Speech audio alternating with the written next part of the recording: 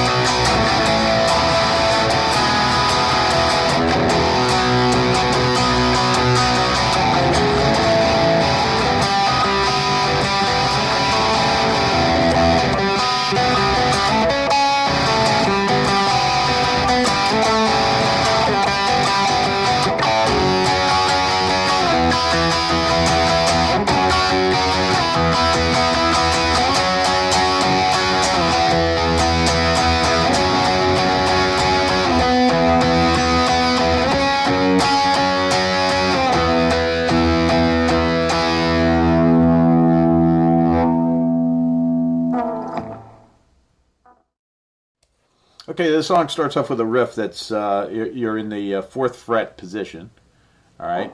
You're going to bend up the G string at the 6th fret a whole step, and your target note is this E flat note here, all right? So you're going to bend this up a whole step, and then let it down. Play the G string at the 4th fret with some vibrato.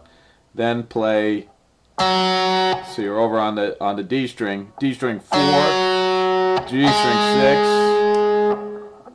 G string 4, and G string 6 bent up again.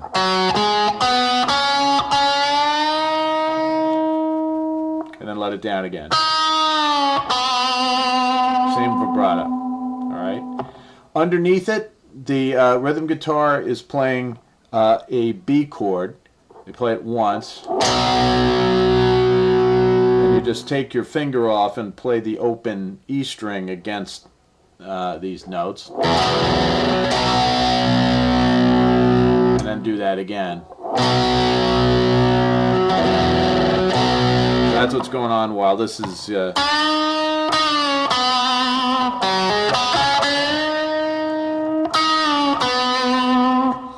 Then you do one of these pick scraping things. So you're going to start, you know, you got to find the spot on your guitar, usually somewhere around this bridge pickup. And, you know, you're basically just going to scrape down here.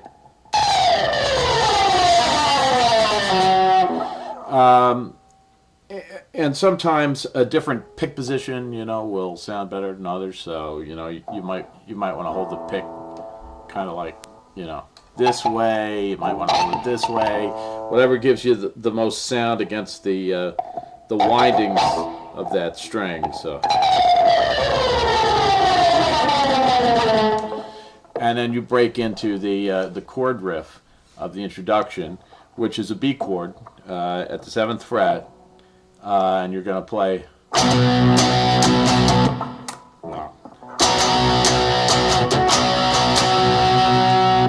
And then you bend up this double stop at the 9th fret of the G and the B string. You're still barring this, so it's.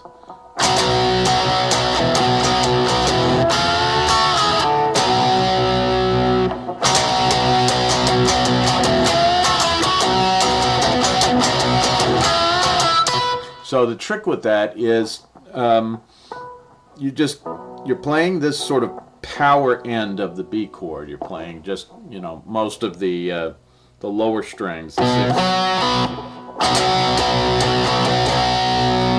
then you just take your fingers off. You use these two fingers, the pinky and the ring finger, and you're on the 9th fret of the G and the B. You play the double stop, and then you bend it up and back.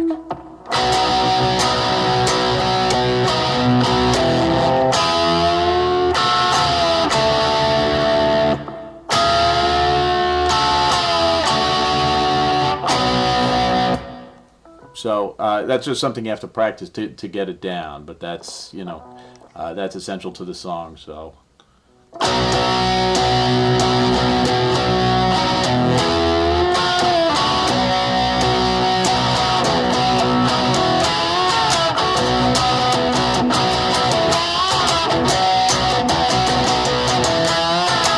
So in the introduction, you play that part twice.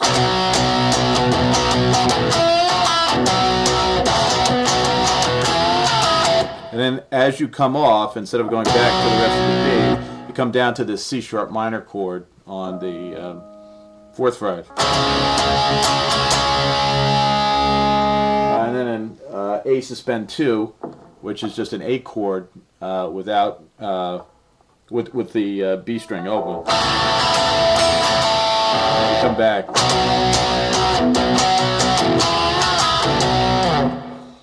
And then the verse is the same as that part of the introduction. The only difference is that when you're playing this part,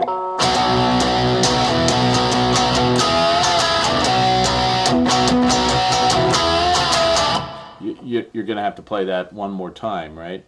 So if you listen to the song, you'll hear how it goes. You know, he's singing the verse.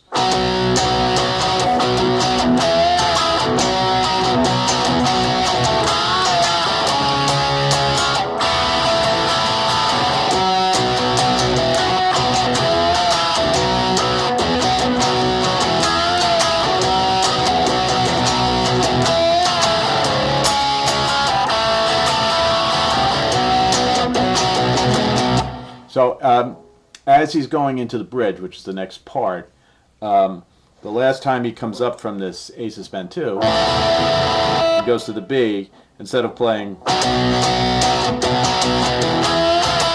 you can just play like a boogie. And then you go into the bridge.